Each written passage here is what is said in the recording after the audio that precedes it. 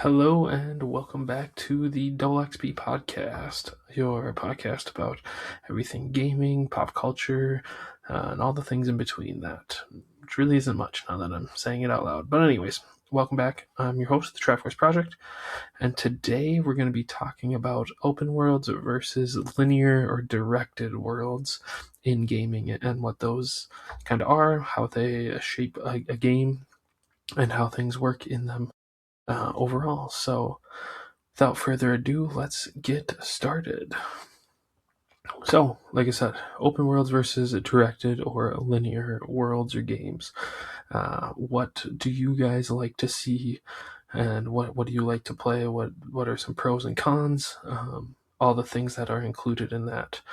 Do you want the complete freedom to go anywhere and do anything, or are you more of a person that prefers a much more tightly crafted experience that keeps you focused from the beginning to end?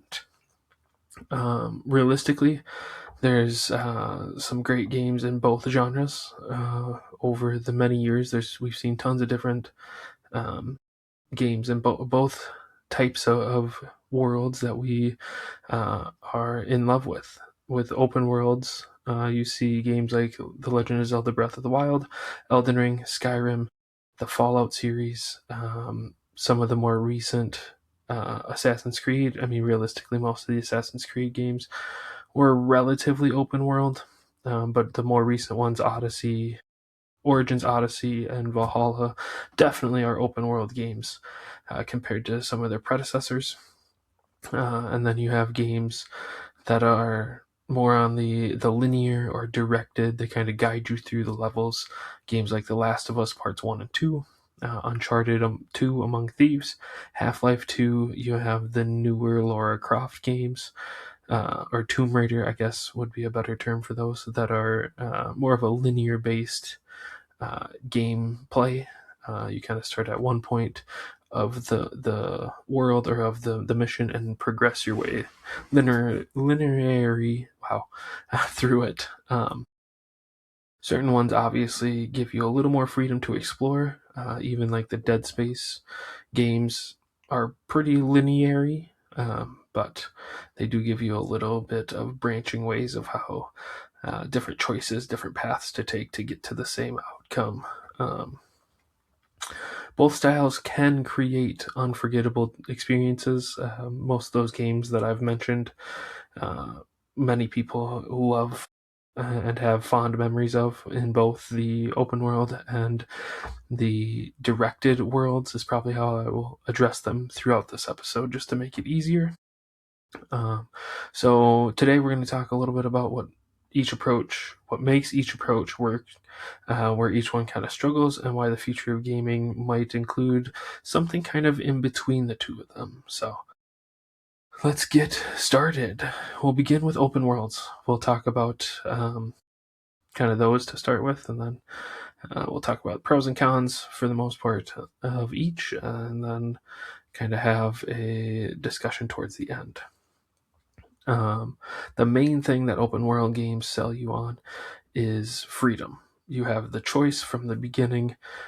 Most games will use Skyrim quite often as an example here in this, but after you get through that beginning tutorial part, once you get through the destruction of Helgen, you are left to the world of Skyrim, and you can do whatever you want. You can follow the main quest to begin with, and go right down to what town is it? Riverton? Is that what it is? I can't remember now off the top of my head. But you can go right down there and start the main quest to then go to Whiterun. Or if you want to go just explore the world, you can do that and spend 20, 30, 40, 50 hours exploring before you even touch the main quest.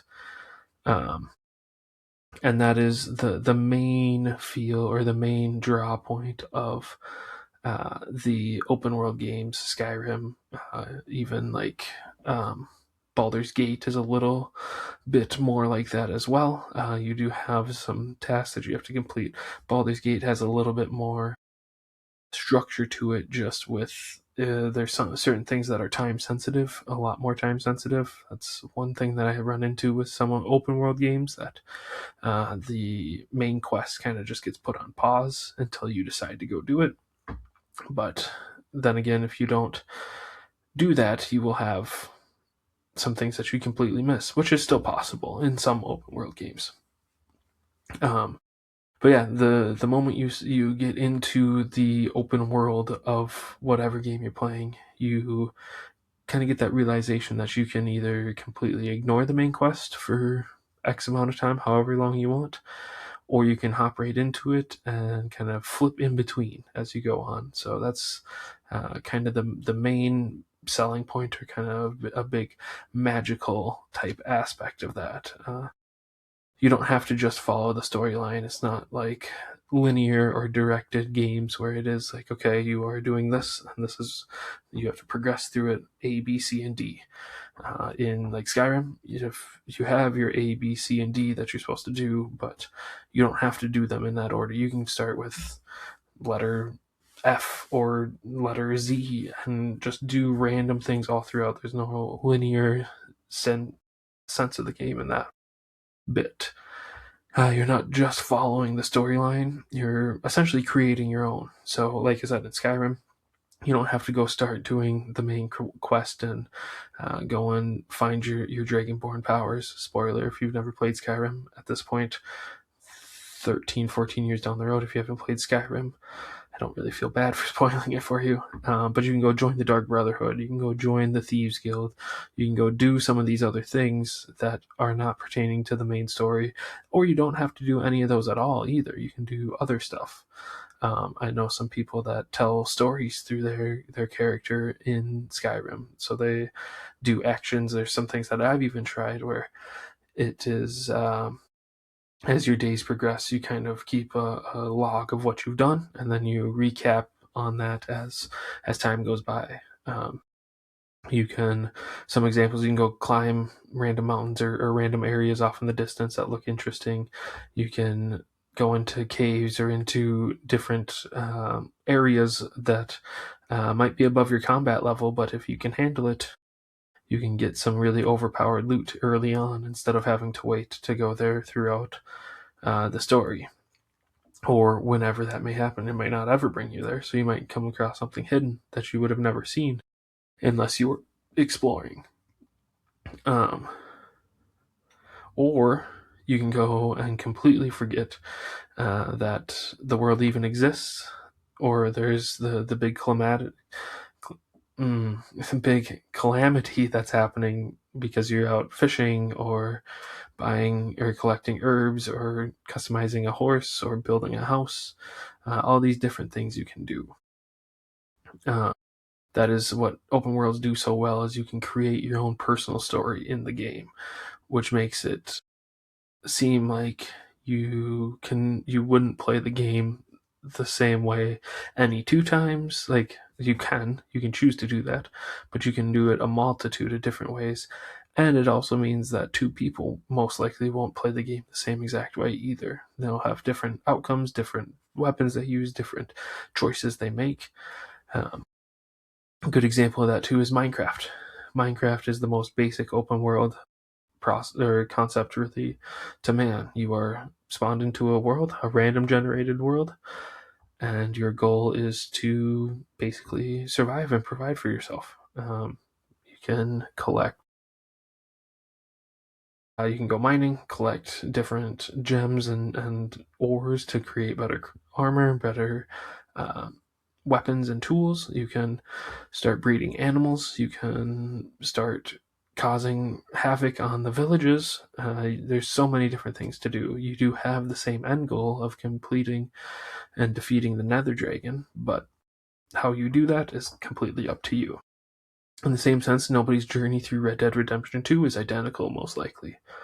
So many different choices, so many different ways, so many different types of things that you can do to take care or finish quests. You can do things in a multitude of different ways, and it'll very rarely will you'll ever do the same thing as one of your friends did in the same exact way.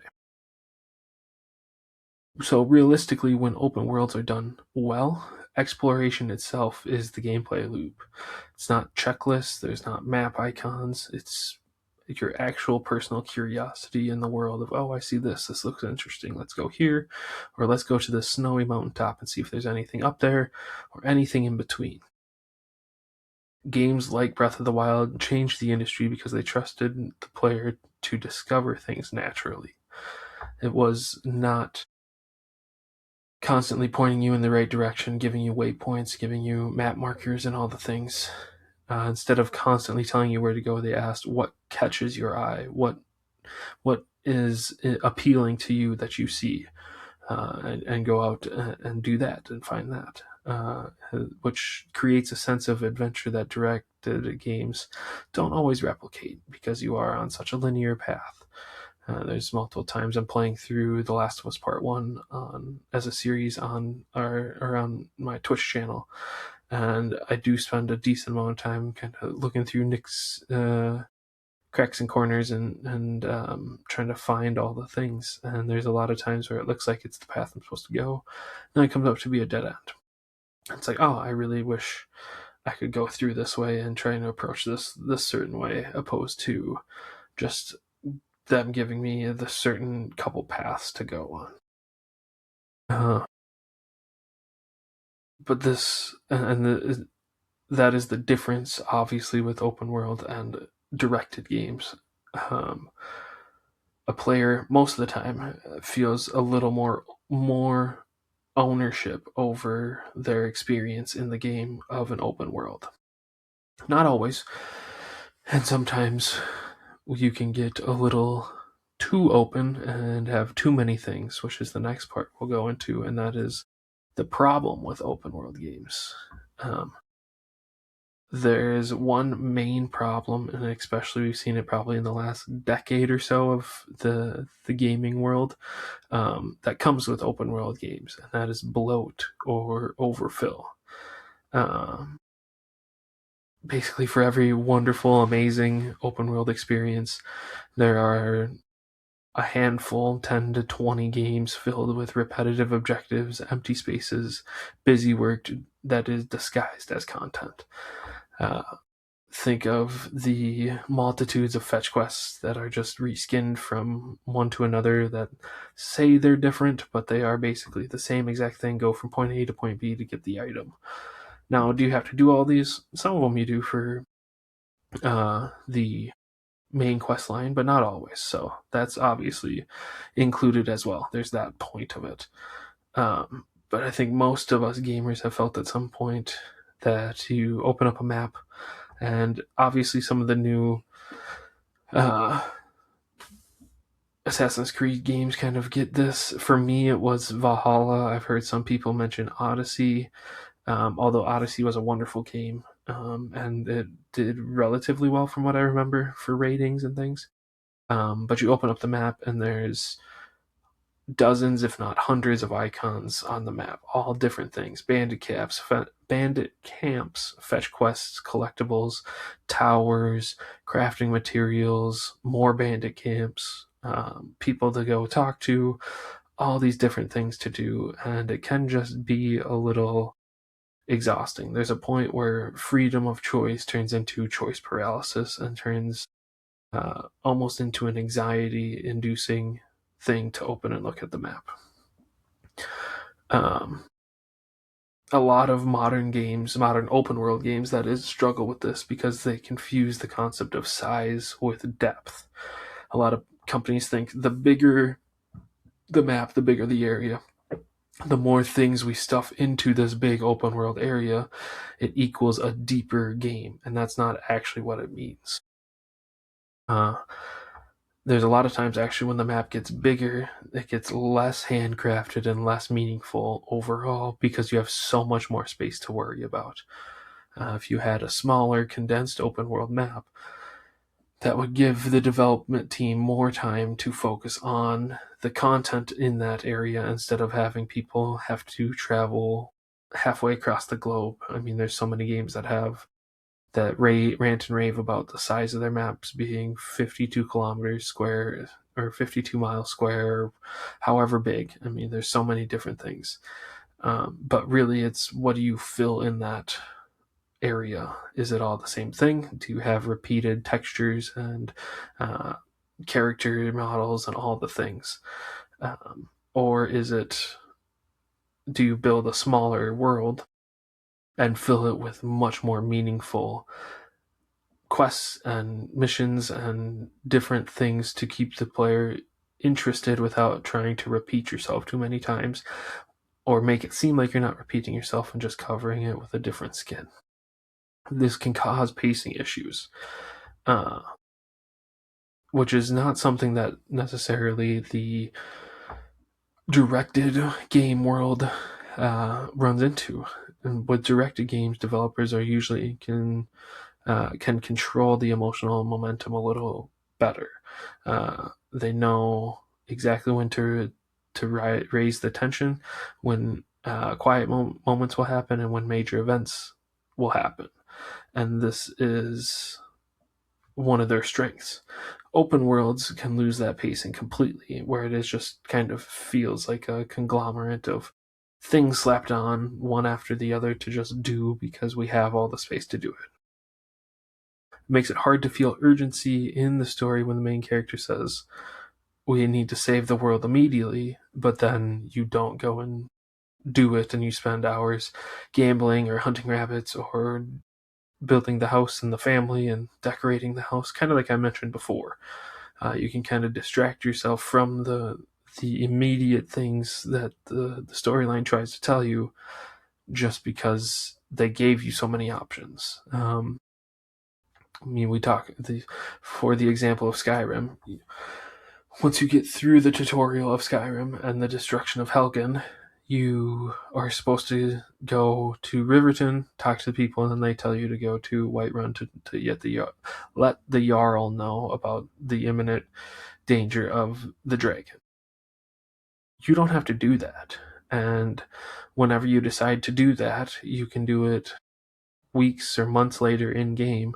And to my understanding, it basically has no change in what happens in the storyline. They still have the same dialogue, and they still look at it the same way of you came right when it was a dire, pressing matter beginning. And you can show up super overleveled for what you are, or for what you're supposed to be at that point.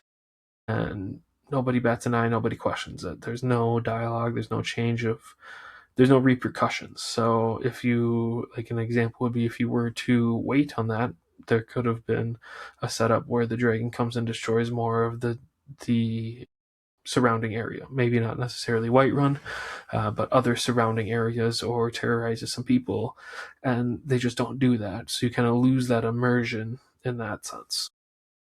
So that is kind of one of the big things with open worlds that becomes a bit of a problem, or can become a bit of a problem. And now, with that, we did kind of mention directed worlds and how they do well with that. So we're going to hop into what the power of the directed worlds is. And obviously they work differently than what a open world does. Instead of giving players a total freedom, they focus on delivering a carefully crafted experience from start to finish. There's a story that the game developers are trying to convey, and they want that story to not have any deviation from the player. Can that get monotonous as the player? Of course it can. I know there's plenty of people that do not enjoy that concept of being on the rails, of what the developer had planned for the story.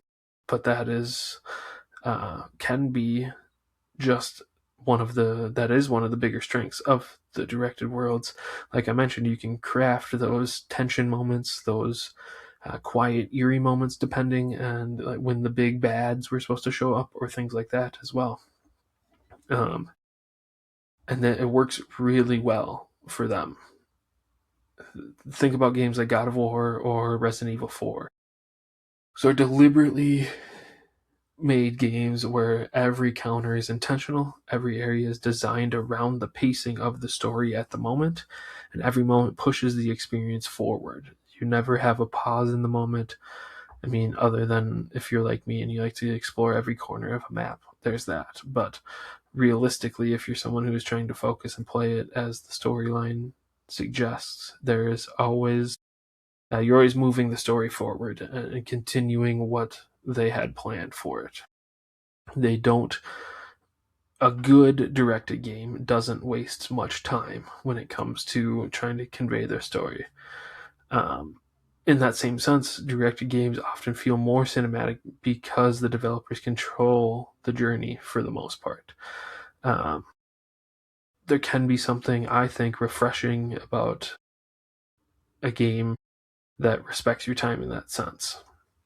We're noticing now, or at least I'm noticing now, and I could have a different opinion than most, but I really don't think every game needs to be 120, 100 and plus, even a 60 plus hour game to complete from start to finish. I'm not even talking about 100% in games. I'm just talking about getting through stories and like the main campaign or the main story of a game. We don't need these gigantic, long, drawn out games, if you ask me. At least for me, being an adult in my mid 30s, with a full time job and a wife and a child on the way and other hobbies and things that I have to take care of. Um, I don't have the time to put in to a 60 to 100-hour game all the time. I do still try to play some of those games. I'm working on a couple of games from my backlog. One of them is um, Hogwarts Legacy. I know that's probably, I think it's like a 60-hour game, maybe not. If you are to do a decent amount of the side quests along with the storyline. And I could even be wrong on that. Um, but I'm slowly getting through that. But also, I've been working on The Last of Us Part 1, and that's more of like a 12-hour game to my understanding. And there's something nice about knowing that it's not going to necessarily be this super long game. If you're starting up a game, for me, again, as an adult that doesn't have all the time in the world, that has a job and other priorities that aren't just gaming all the time when I get off work or things like that, knowing that I'm not going to have to spend the next 3 to 4 months to play through this every night for, an hour or two at night, because that's about all I get for gaming. To complete it, and knowing like a 12-hour experience, 10, 12, maybe even a 20-hour game, like that's still doable. I mean, if you think about it, if you can play even an hour 4 to 5 days a week, you would have that a 20-hour game done in about a month, which isn't bad at all. So I think that's a doable thing. But if you push that into even like a 60 or a 100-hour game, that ends up being like 3 to 4 or 5 months to complete just that. And that can be daunting for some, and some people just don't. It can be hard to look at that and load up and be like, oh, I'm still only 8% done with this game, or 10% done, or 12% done. Especially with how games release nowadays. We have so many good game releases that come out all throughout the year. I mean, there are many studios publishing multiple games a year that are all just wonderful games. And if you're anything like me, you want to try and play as many games as you can. And that just gets tough and can be a whole nother thing, or you get huge backlogs like I have, which is another episode we'll work on in the future. Um, but backlogs can just be so daunting as well, where I probably have, between all my systems and all my things, easily 200 to 300 games to play on my backlog that I've bought or gotten as gifts that I just haven't gotten to play. I mean, even just for an example, I bought um, Destroy All Humans, the remake for Xbox 360, Xbox One, excuse me. Um, I haven't even opened it. I still have it sealed in my pile of stuff behind me now that I'm working on. We're getting ready to move, so that won't get touched until we get to the new property, most likely. But I have things like that. I have Steam games, which is even more of a difficulty because you can, with the rise of digital and just being able to buy things and not even seeing the physical copies and having it sit somewhere on a shelf for you, it just gets to be a lot. I have probably over 200 Steam games in my Steam library, and I've played maybe 30% of them. And by play it, I mean downloaded and loaded up and played for at least an hour. So I would say I've finished even less of those. I know for sure I've finished even less of those in the long run. So it just gets to be a lot, and that can be daunting. So a nice 10, 12, 15-hour experience in a game can be really refreshing for an adult. No, not everyone feels that way, and that's very, very fair.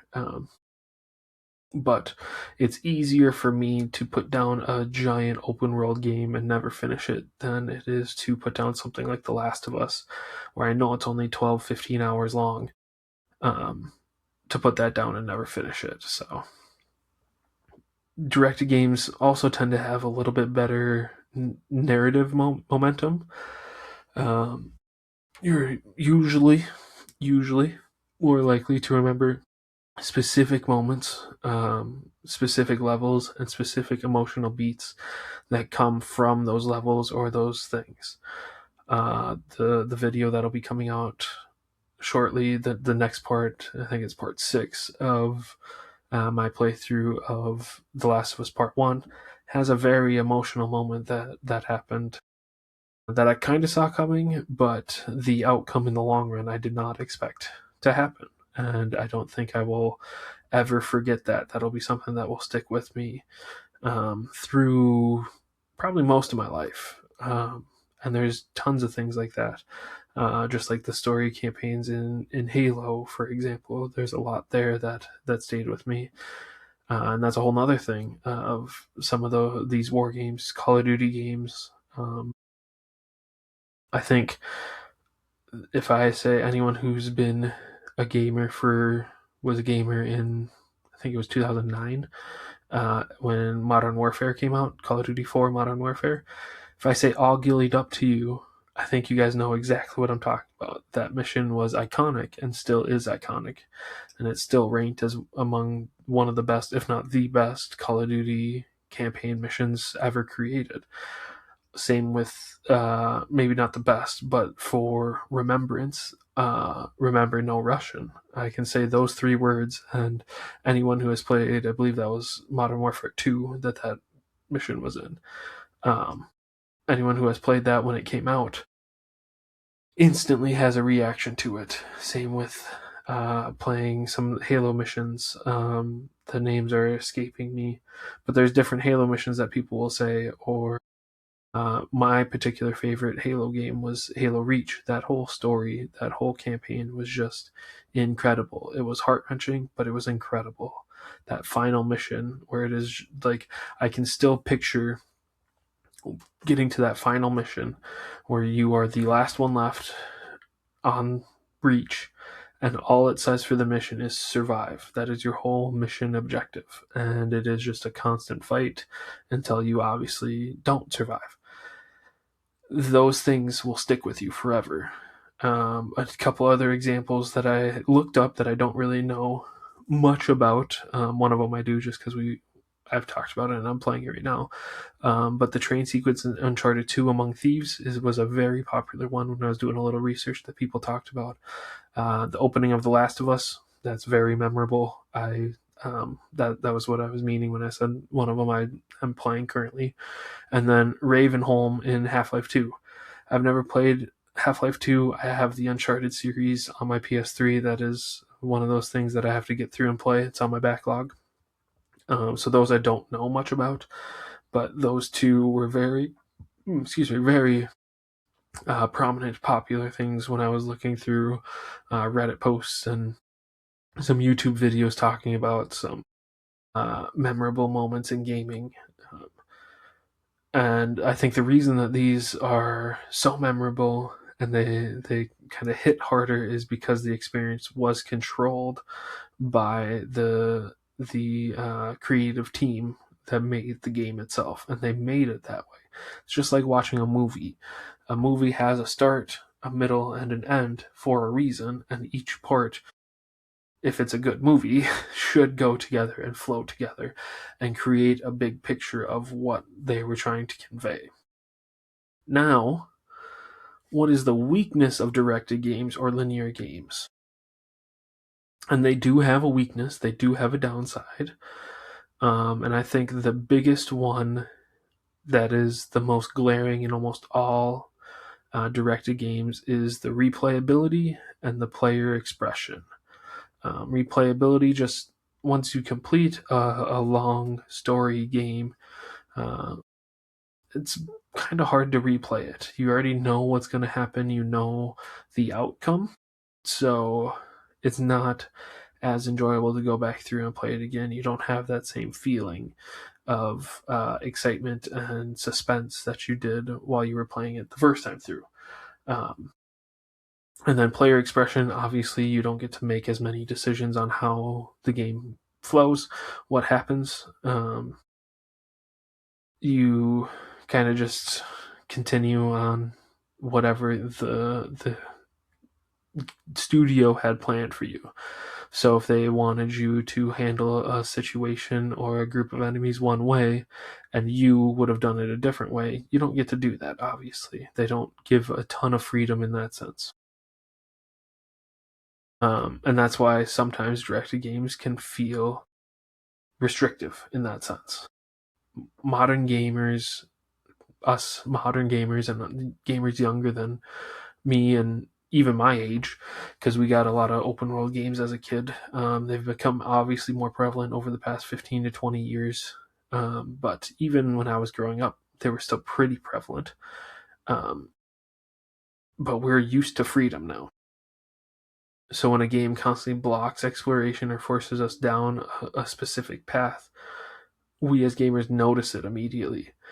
And especially with the introduction of how big YouTube has gotten, and seeing the craziness that some people come up with on how they play games and how they complete certain tasks. I mean, like Baldur's Gate 3 is a wonderful example of this. Of you can do so many different things in that game to accomplish the same thing, and it is insane. So once we see those types of things and once we're used to that, we obviously crave that more because it is entertaining. It's a lot more fun at points. Um, but there's that also allows less room for emergent gameplay. It allows us less ability to expand on what our inspiration or what our brains can come up with if we are stuck on a linear path. I think a game that really did a lot of this was the Tomb Raider games. They really only had I've played 2 of the 3 new ones that came out. I think starting in 2013 was the first release. My wife really likes those games. I've bought all 3 of them for the Xbox One for her, and she's noticed some things that you just can't do. There's certain ways that you have to complete things that is just not necessarily player intuition friendly at points. But that is one of the reasons why open world games create such memorable moments, is because unexpected things happen naturally, or you can try something. Again, back to the Baldur's Gate 3 example. There was, actually, I just saw it before recording this. It was a Instagram reel that someone defeated one of the bosses, one of the hardest bosses. I didn't get all the details. But like basically instantaneously, because they realize you do more damage with like a times 3 or times 300 damage, depending on how much gold the person is holding, your target is holding. So they reverse pickpocketed the boss and put 87,000 gold pieces into their pocket, and then attacked him with this, and it instantly killed them. The creativity in open world games is unmatched compared to directed games. It can cause random encounters to turn chaotic. Weather changes the situation in some games. Systems collide in unpredictable ways, like that one we just gave an example of in the Baldur's Gate 3. Another one I saw in Baldur's Gate 3 is two people were playing. One person had the ability to shapeshift into an owl bear. They did that, and then they took a potion that enlarged them, and then their other person they were playing with cast a spell that enlarged them even more. So they were like 3 or 4 times the size they normally would be, and they were able to leap like halfway across this battlefield they were in and basically belly flop on all of the enemies, and they did like 1,000 damage per enemy. And it's just these, like, Baldur's Gate is notorious for these random, unpredictable things that you can do, and like these combinations that you can come up with that the game allows, and that only is limited by the player's creativity. Directed games usually sacrifice that spontaneity in favor of structure. So again, they're trying to tell a story the way that they want it told and the way they intended it to be told. So they limit that ability to do those individual kind of spontaneous things. And really, it depends on the player. That can either feel like you can put that aside and you can get really immersed in the story, or it can feel like they're limiting you. So this kind of brings us to why I believe hybrid games are kind of the winning and the future for gaming. A lot of more modern games now, are starting to blend both styles together. And I think that is a great thing and where the industry really should head. There are games like God of War Ragnarok, which I have not played yet, but from what I can understand, does have a sense of open world, but also a linear path to stay on. Metroid Prime is kind of a similar one.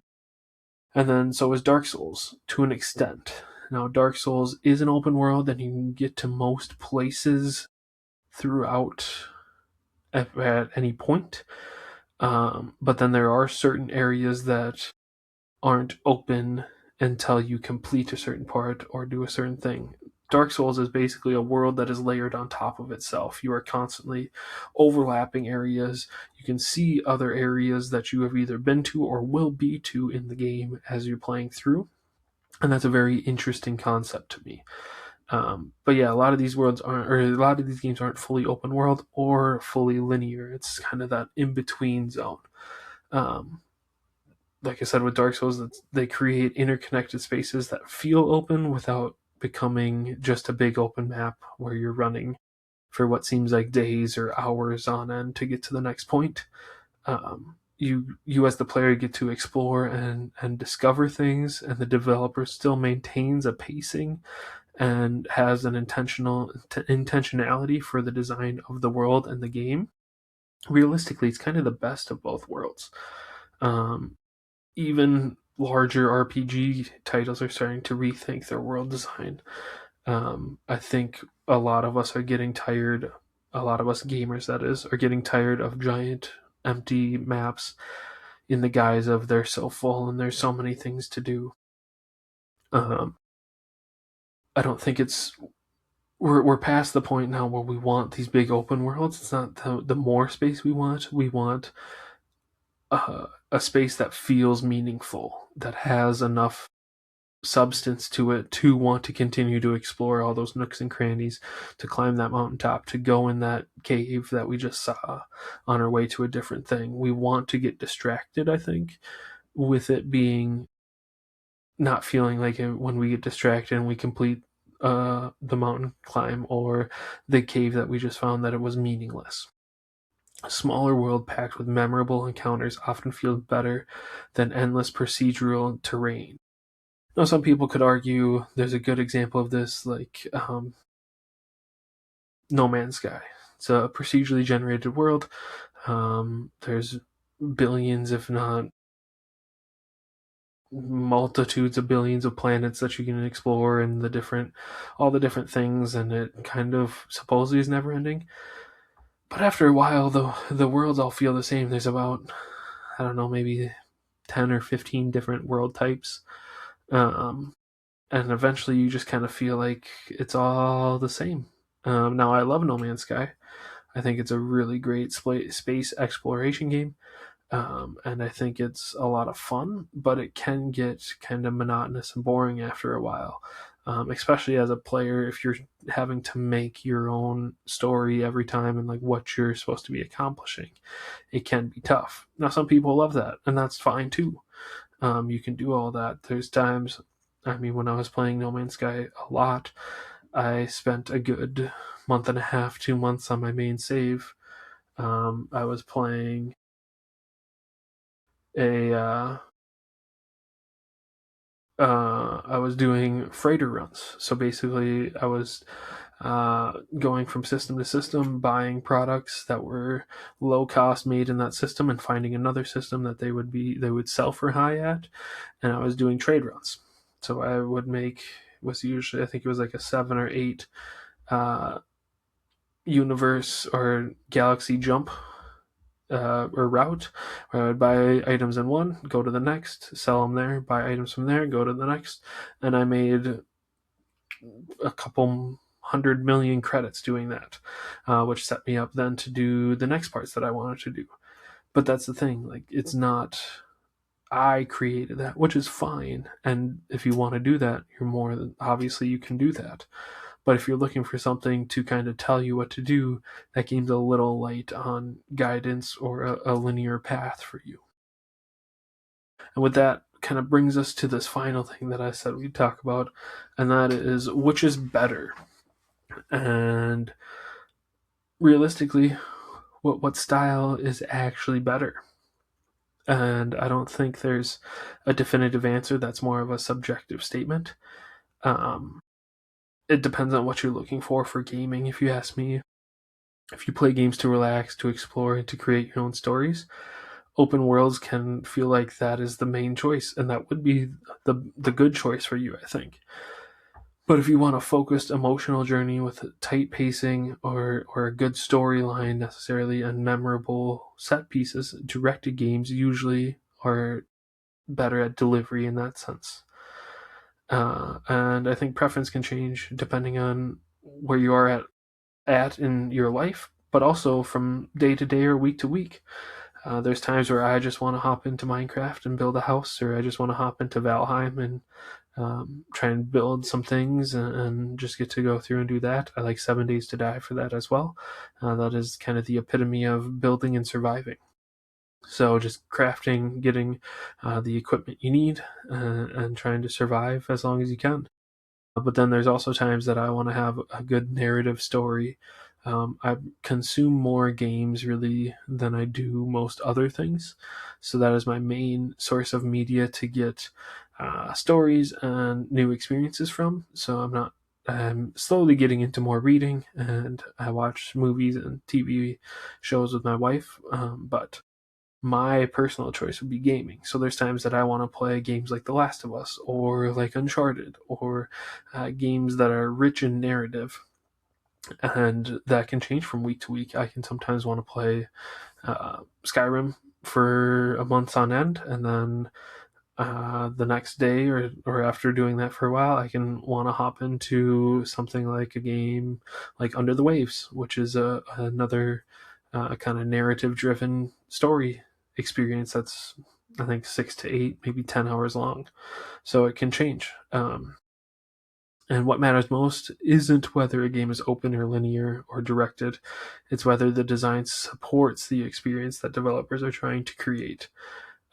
Because a bad open world game can feel exhausting and can be daunting to get into, and a bad directed game can feel like you don't have any choice or you're very restricted in what you can do.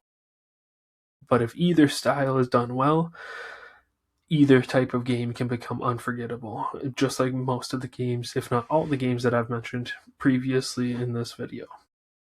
So, in closing, to wrap up the episode, I want to hear from you guys. Let me know in the comments, send me a message, hop into the Discord server. I'd love to have a conversation about it. Do you prefer open world games? Excuse me, or do you prefer the directed experience of a directed world or a linear game?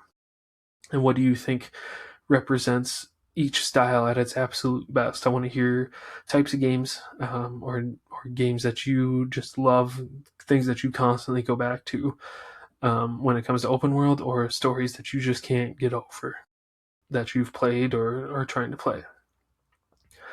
And what is a game that's changed your opinion entirely? Is there something, did you used to be someone that only liked directed games, and then you played an open world game that completely changed your mind? Or what about the other way? Was there uh, were you a open world gamer that opposed directed worlds, and then you played a more directed or linear game that you found super fun and just loved the story?